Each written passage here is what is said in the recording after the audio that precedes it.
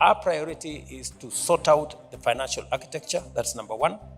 Number two, our priority is to make sure that this continent, with its tremendous potential, we move it from potential to opportunity, from opportunity to investment. And finally, as I have said, even as we try to do something outside, we must also do something inside. That is why we are also looking at our own systems, our own governance, our own instruments. And that's why we are discussing, even internally, reform of the African Union, so that we are aligned as we reform the international financial architecture, as we reform the investment space to create opportunity for our assets. We must also reform our own institutions so that we align them and repurpose them to be in line with our aspirations and the outcomes we are looking for. That being the case, and again, following a two-way reform process, what is it that African countries should be doing right now to mitigate the effects of climate change? It is true that predictions are that Kenya and our region is going to have above normal rains for the next 7 years. That's a prediction. It is both positive and negative. And that is why, working with institutions like the Africa Development Bank, we are developing resilience instruments. It is the reason why we are having a conversation with the Africa Development Bank on our water infrastructure. How do we take care of this excess water? And how do we turn this excess water into an asset for making sure that we use it for our food security, we use it for the positive elements. So we must align our programs, our strategies with the reality of the moment and with the predicted reality of the future. What reforms do you really think should pave the way for giving Africa the resources that it needs to finance its own transformation and inclusive growth, even in the face of devastating climate change?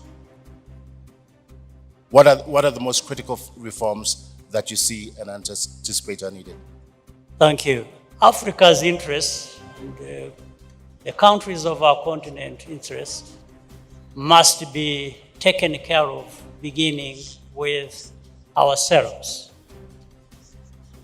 So, and we talk about speaking with one voice many times. It has to be one voice. It has also to be loud and clear and effective. For that to happen, we think about working together. We think about representation. And representation is not also just numbers. It's being able to speak out loudly and representing ourselves rather than having other people represent us. So it starts from what has been talked about, that is very important, when it was in the speech of His Excellency President Ruto and His Excellency Musa Faki.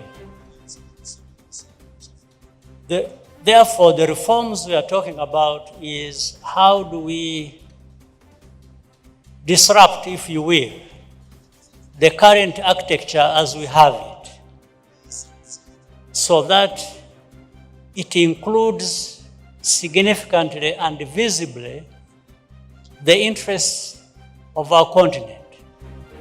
Our continent, whether it is human resources or natural resources or any resources we are thinking about, how can anyone interested in the well-being of the people of this world sideline our continent? In actual fact, if you look at the facts as they are, in a few decades, the only place in this world that will be having a growing middle class is Africa, the only one. So it is even in the interest of the rest of the world that has marginalized Africa to contribute to the well-being of our continent, because the growth of Africa, based on this middle class, feeds into the growth of the rest of the world.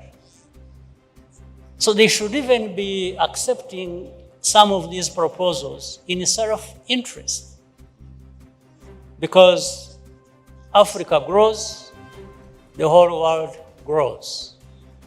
But Africa cannot wait to be handed this opportunity by anybody else. We therefore must be on the front line, really fighting for this right, and therefore for ourselves, but also which contributes to the well-being of the rest of the world. If we're going to talk about reform, it's not just the access to resources. It's looking at those institutions that were created back then and asking the question, are they still relevant to the needs of today? What is your thought about redesigning a lot of these institutions to make them fit for purpose? For us in Africa, we are hard pressed to see that there is a change of these and in the design of these institutions. But maybe the way the institutions are set up, benefiting some parts of the world, those in those parts of the world are not interested in having the change happen, because it gives them control, it gives them say over other people's resources even. So it's not that people don't understand. Especially for Africa, we understand it better because of how we are affected. But the other parts of the world that have the power and control, it's also not because they don't understand, but it is because that it serves them very well, benefits them, that they are not interested or they are slow in allowing change to happen. So it's not a very complicated thing to understand.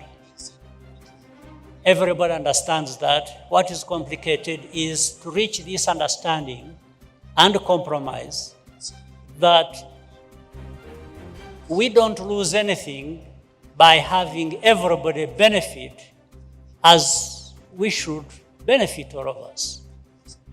That's where the issue lies. And therefore, the reforms are based on this thinking. We are only looking for the pathways to having the reforms implemented that provide us with less costs than having to fight so much over what is obvious that actually benefits all of us, as I say.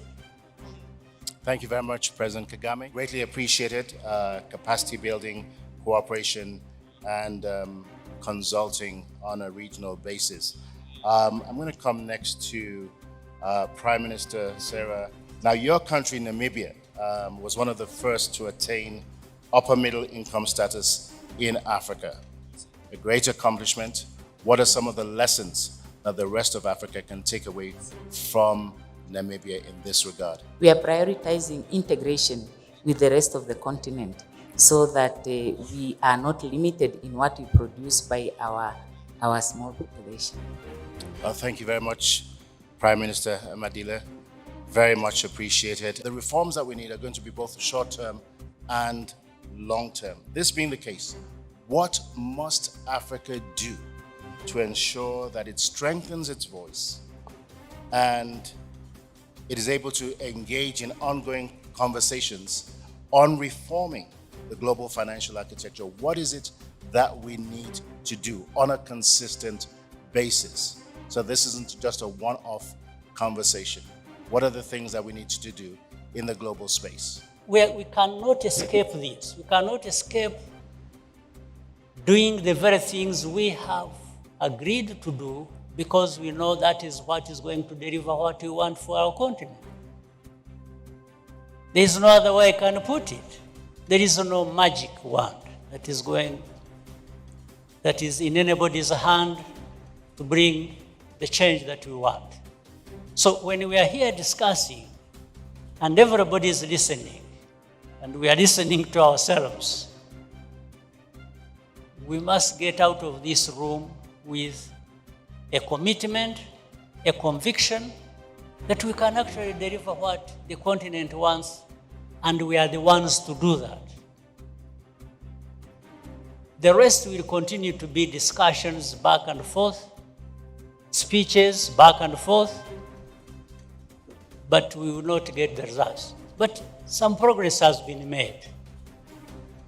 It is a slow progress. Even then, we are saying we can't afford to move slowly. It's urgent. It's long overdue. So that's what we need to be working on as we move forward. I would say first we applaud the ADB for the work that it has done in terms of mobilizing funding and the good governance that is prevailing at the institution, that inspires the trust of the partners to work with the bank to raise funds to support development in Africa. The first point that I would like to raise is one that relates to funding for middle-income countries, drawing from the experience of Namibia. This is a challenge that we face everywhere, including at the ADB, because of the higher per capita income, in spite of the inequities that I have referred to, the high unemployment and high levels of poverty, we get funding that is quite pricey, making it difficult for us to raise the adequate resources to fund development. Secondly, I would advise the bank, and I think it is amenable in that regard, as we do also advise other funders to look at how their support can assist countries to develop their local capital markets. Because Namibia is one of those countries that have a relatively developed capital market, but not optimally developed, to be able to ensure intermediation. We actually export capital, whereas we borrow externally. So that is an aspect that is very important for us. Then there is the issue of funding to private sector, apart from funding government, without the requirement of government to provide a collateral, and partnering with private financial institutions so that their capacity that is here is also shared with African financial institutions to be able to support development in those countries. And obviously, we would like funding to really prioritize growth-enhancing measures, measures that support economic growth, that support diversification in value adding. We are mineral resources endowed as a continent, but because mining itself is not job intensive, we need to develop the full value chain of our mineral resources. And we thank the bank for advocating for increased special drawing rights for African countries. And we would like it to also amplify the voice of middle income countries so that we can raise more resources. There have been talks about also equity in terms of the harnessing of benefits from natural resources. This is something that is important for us as African countries, being the host of most of the resources. We want to share equitably in the benefits and supporting capacity to fight illicit flows of capital, so that we obviate the need for our countries to rely on external borrowings. Countries like Namibia could actually develop self-sufficiency in terms of funding if we can address illicit flows and we can optimize capital markets development. Thank you.